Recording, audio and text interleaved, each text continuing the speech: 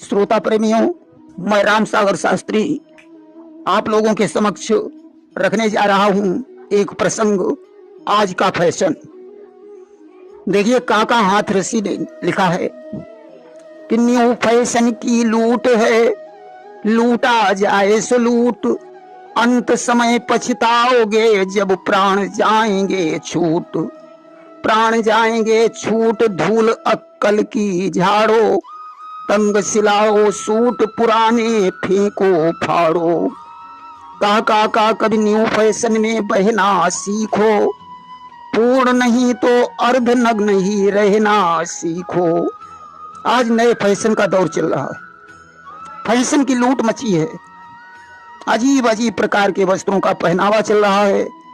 पहले हमारे देश का पहनावा पूरा होता था, आज कपड़े छोटे हो रहे हैं, लोग एक दूसरे के फैशन की नकल कर रहे हैं कि कुर्ती चिपकी बदन में, चुस्त हुई सलवार, पैंट पैजामा रो पड़े लहंगा खाए पछार। लहंगा खाए पछार सिसकते सारी जम्फर, उड़ कर कहे कमीज मुसीबत आई हम पर।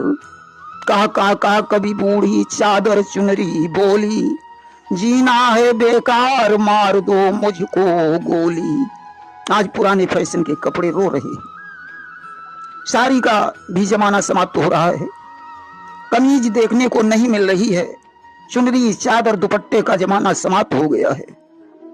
एक कवि ने लिखा है कि फैशन का है ठाठ निराला, सर के बाल हैं खुले हुए, लंबी कोटी पैंट शर्ट में सर पे टमाटर बंधे हुए।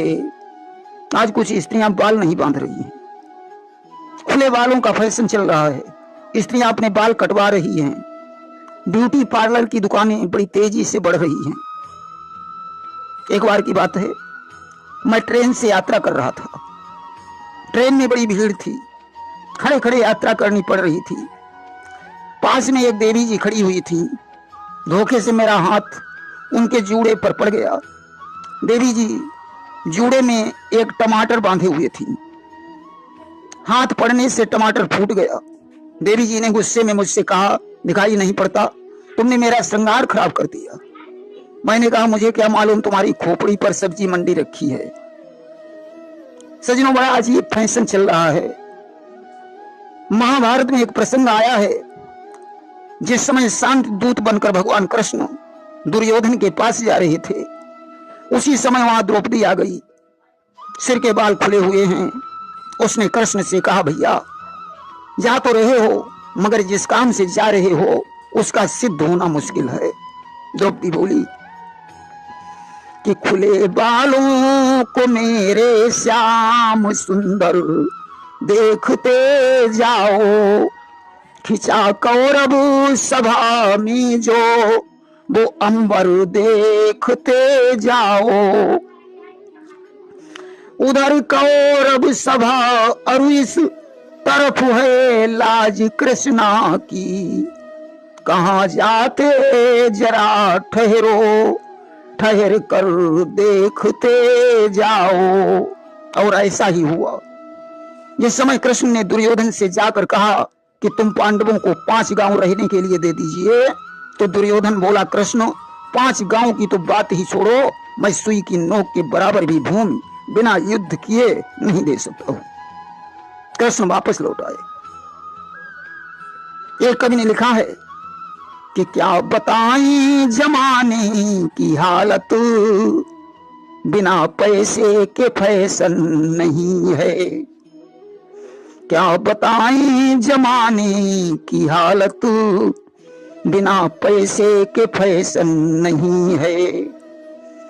कपड़े पहने हुए टेरी कट के, बाल रखे हुए हिप्पी कट के, जेब में हाथ डाला तो देखा पान खाने को पैसे नहीं हैं। लोग सारा पैसा फैशन बनाने में खर्च कर देते हैं, भले ही जेब में पान खाने के लिए पैसे न हो। एक थी रानी जो लक्ष्मीबाई, जिसने अंग्रेजों से की लड़ाई, आजकल का जमाना बताएं, उल्टा पल्ला संभलता नहीं है। रानी लक्ष्मीबाई को देखो, जिसने 23 वर्ष की अवस्था में अंग्रेजों से युद्ध किया। आजकल तो साड़ी का पल्लू ही संभाले नहीं संभल रहा है। सजनों, आज भारत की देवियों को जगाने की जरूरत है। अगर देश की देवियां जाग जाएं तो युग अपने आप बदल जाएगा। एक कवि ने लिखा है कि देवियां देश की जाग जाएं अगर, युग स्वयं ही बदलता चला जाएगा। देवियां जागरण गीत गाएं अगर, युग स्वयं ही बदलता चला जाएगा। वीर संतान से कोख खाली नहीं, गोद में कौन सी शक्ति पाली नहीं। देवियां अपना जौहर दिखाएं अगर, युग स्वयं ही बदलता चला जाएगा। रामकृष्ण को जन्म देने वाली देवियां क्या नहीं कर सकती हैं। दुर्गा और लक्ष्मी हमारी देवियों का ही रूप है। भोजन, फैशन और मनोरंजन, इन तीनों का प्रयोग सोच समझ कर किया जाना चाहिए। अगर भोजन शुद्ध होगा तो बुद्धि शुद्ध होगी, फैशन शुद्ध होगा तो सोच शुद्ध होगी, मनोरंजन शुद्ध होगा तो आपका मन शुद्ध होगा। एक बात और है, इन्हें भले ही आप BA में करा दो, लेकिन गाना उल्टे सीधे ही गाएंगी। हमने इनका एक गाना सुना है कि राख ले महाराज पतिंगा मेरी राख ले।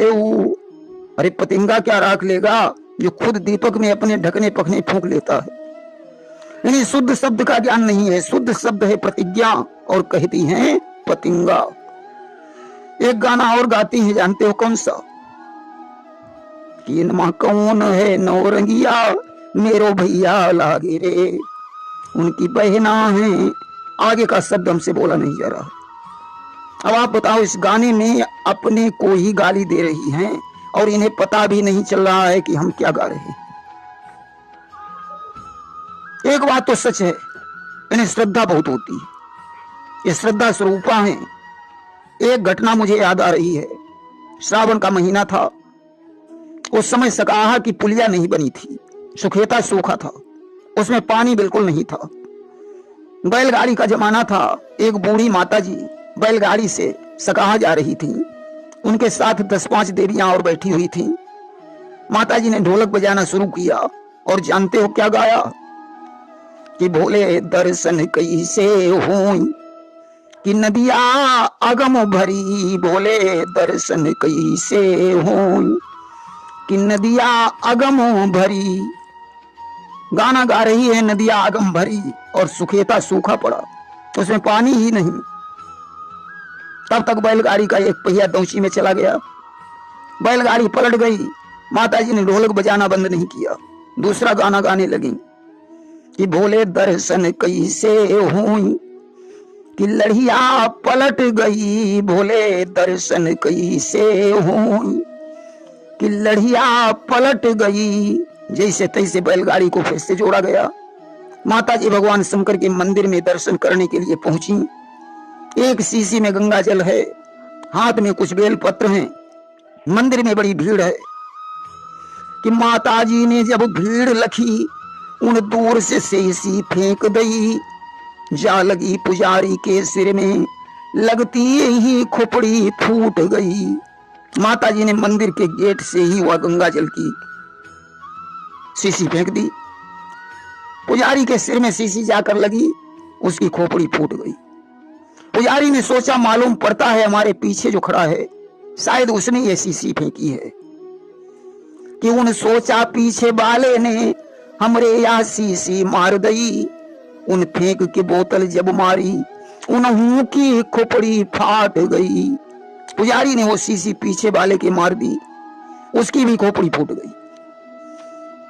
कि वह मारी तीसरे वाले के, तीसरे ने चौथे के मारी, पचे छटे सब जूझ गए, मंदिर में मची हाहाकारी। उसने तीसरे वाले के मारी, तीसरे वाले ने चौथे के, चौथे ने पांचवें के, पांचवें ने छठे को। इस तरीके से बहुत से लोग घायल हो गए।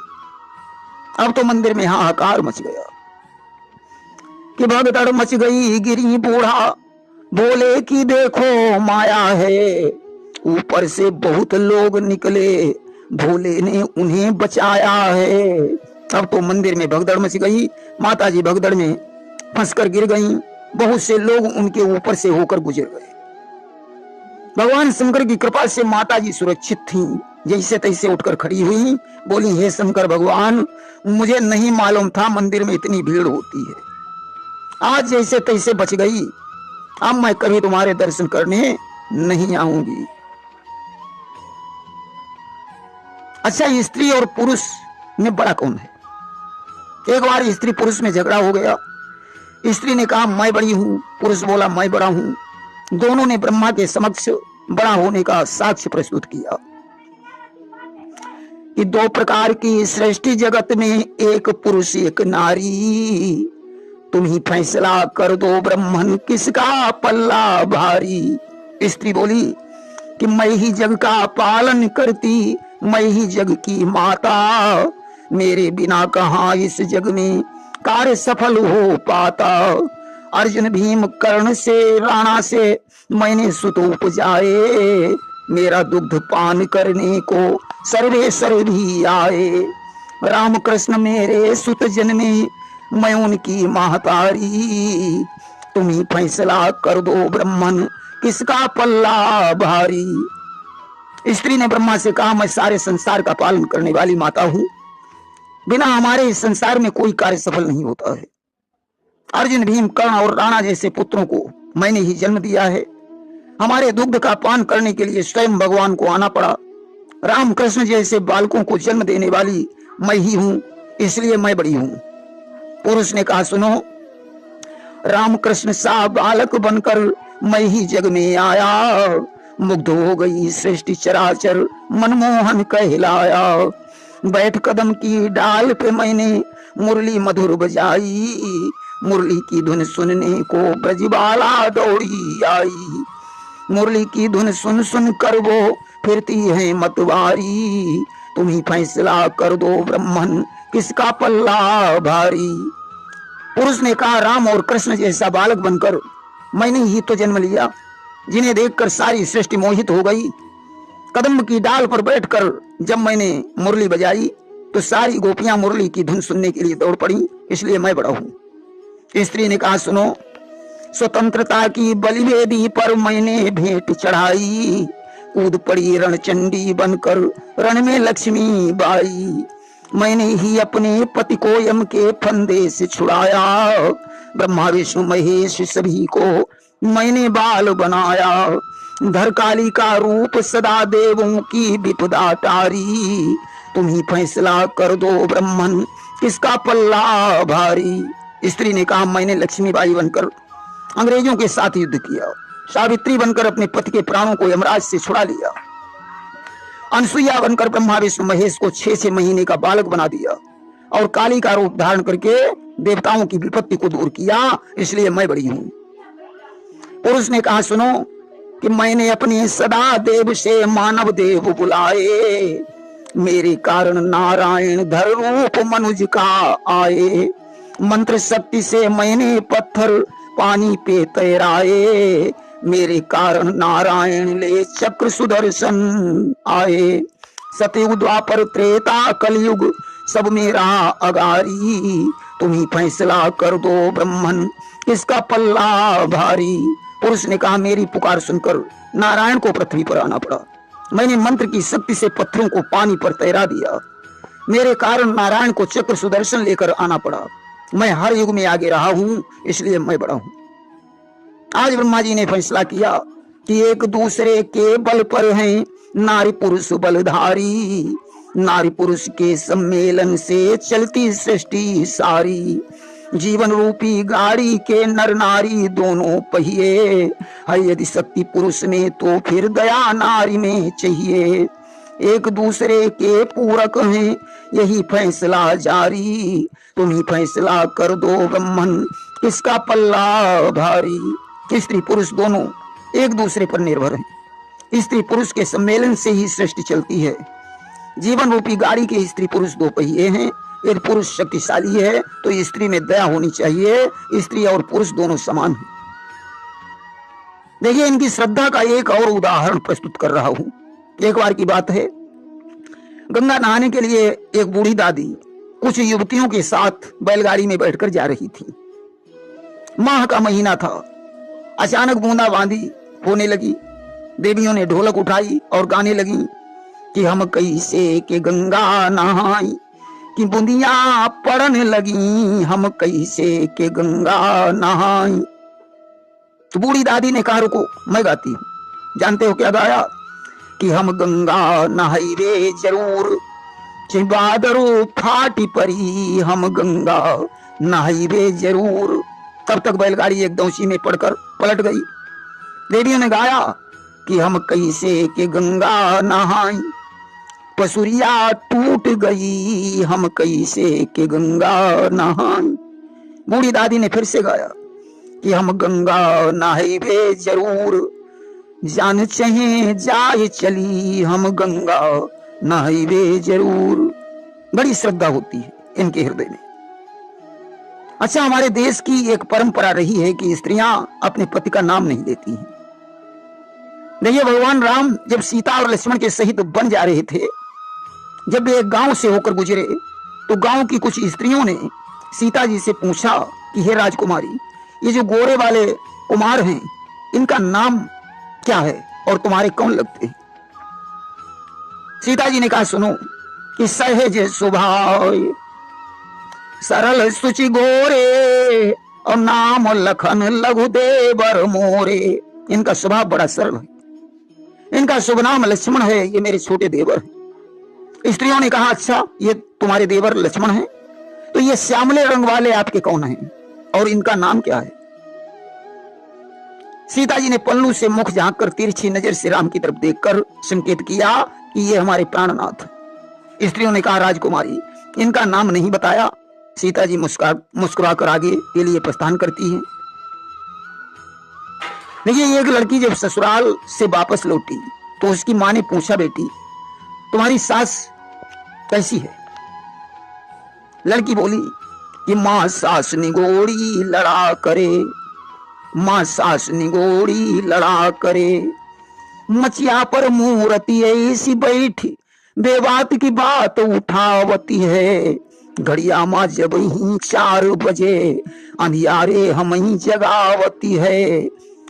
ना उठी तो नथुनन का फुलाई, उनसे, अब नाम कैसे ले, कि उनसे 2 की 10 जड़ा करे, माँ सास निगोड़ी लड़ा करे, माँ सास निगोड़ी लड़ा करे।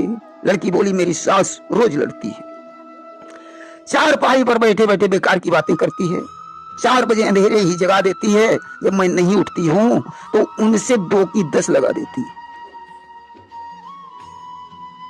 देखिए, एक देवी जी हमारी कथा में आई। उस समय रुपए लिखने का जमाना था। देवी जी ने 10 रुपए चढ़ाए। मैंने कहा, पति का नाम बताओ।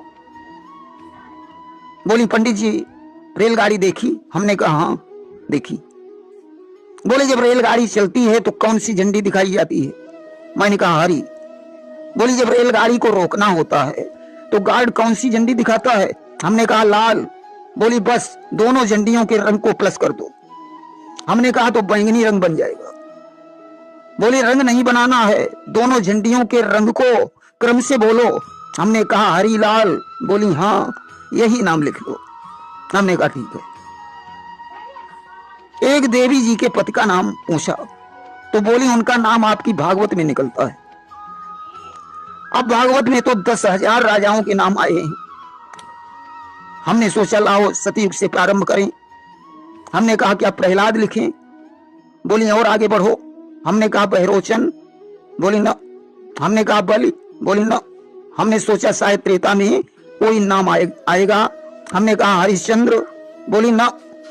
सागर, दिलीप, रघुवंश, दशरथ, रामचंद्र। बोली, न। हमने कहा, लवकुश। बोली, न। और आगे बढ़ो। हमने द्वापर के राजाओं के नाम लिए। पूछा, क्या श्री कृष्ण? बोली, न। प्रद्युम्न। बोली, थोड़ा और आगे बढ़ो। हमने कहा, क्या अनिरुद्ध लिख लिया जाए? बोली हाँ यही नाम लिख लो। हमने कहा ठीक है। एक बार हमने कथा में श्री राम जय जय राम बाला संकीर्तन बुलवाया। एक देवी जी बार बार गुस्से की नजर से मेरी तरफ देख रही थी। हमने कहा आप संकीर्तन नहीं बोल रही हैं। बोली कोई दूसरा संकीर्तन नहीं था, यही बुलवाने को रह गया था। मैंने कहा क्यों, इस संकीर्तन से आपको क्या एलर्जी है? बोली बहुत बड़ी एलर्जी है, श्री राम हमारे ससुर का नाम। हमने कहा ठीक है। बोली जयराम हमारे जेठ का नाम है। हमने कहा ठीक। बोली जय जय राम हमारे उनका नाम है। अब बताओ मैं संकीर्तन कैसे बोलूं? अब तो मुझे दूसरा संकीर्तन बुलवाना पड़ा, रघुपति राघव राजा राम पतित पावन सीताराम। एक बार अखंड रामायण के आयोजन में हमने एक संपुट रखा कि दीन दयाल बिरध संभारी हरहु नाथ मम संकट भारी। यजमान का नाम दीन दयाल था। उनकी पत्नी जब संपुट बोलती थी तो कहती थी पप्पू के पापा बिरध संभारी हरहु नाथ मम संकट भारी। हमने कहा आप संपुट शुद्ध नहीं बोल रही हैं। देवी जी ने कहा महाराज आपने संपुट ही ऐसा रखा, अब हम क्या करें? हमारे पतिदेव का नाम दीनदयाल है, मैं उनका नाम भला कैसे ले सकती हूँ? हमने कहा ठीक है। हमारी माताओं बहनों में एक आदत होती है, ये बात जरूर पूछेंगी कि आज घर में तुमने काहे की सब्जी बनाई। एक बार एक देवी जी पड़ोसन के घर गई। पड़ोसन ने पूछा दीदी आज तुमने काहे की सब्जी बनाई? अब बेचारी आलू की सब्जी बनाकर आई। उनके पतिदेव का नाम था आलू चंद, अब नाम कैसे लें? बोली आज रामकली के पापा की सब्जी बनाई। अच्छा अक्सर खाने पीने के बारे में इनकी बातें ज्यादा होती हैं। पूछेंगी दीदी आज तुम अरहर की दाल रांधानी या उड़द की? जानते हो रांधा क्या जाता है? राजा भानु प्रताप की कथा में एक चौपाई आती है कि विविध मृगन कर आमिष रांधा, मांस रांधा जाता है। दाल रांधी नहीं जाती, दाल बनाई जाती, रोटी पकाई जाती। हमारे बहुत से नवयुवक ससुराल के धन की कामना करते हैं। काका हाथ ऋषि ने लिखा कि समधन पितुधन मातुधन मत दो इन पर ध्यान, जवाबे ससुराल धन सब धन धूर समान। सब धन धूर समान ध्येय से ऊंचे भागो, मिले लखपति ससुर यही ईश्वर से मांगो। काका कभी दुल्हन हो टेढ़ी या कानी, कर लीजिए स्वीकार नहीं कुछ इसमें हानि। अक्सर आज के नवयुवक दहेज में 4 व्हीलर मांगते हैं। काका हाथ ऋषि ने लिखा कि कार मिली ससुराल में न्यू मॉडल डिसेंट, पहले दिन ही हो गया है भी एक्सीडेंट, उसे वापस कर आए, बदले में एक फर्स्ट क्लास गधा ले आए।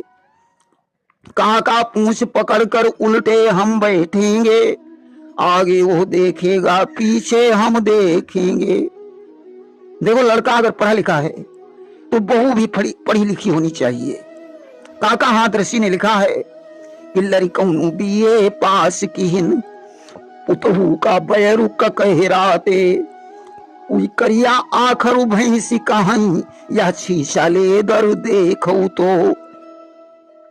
काका कहते हैं मेरे लड़के ने बीए पास किया और बहू के लिए काला अक्षर भैंस बराबर, इसलिए दोनों में तड़बड़ मचा रहता था।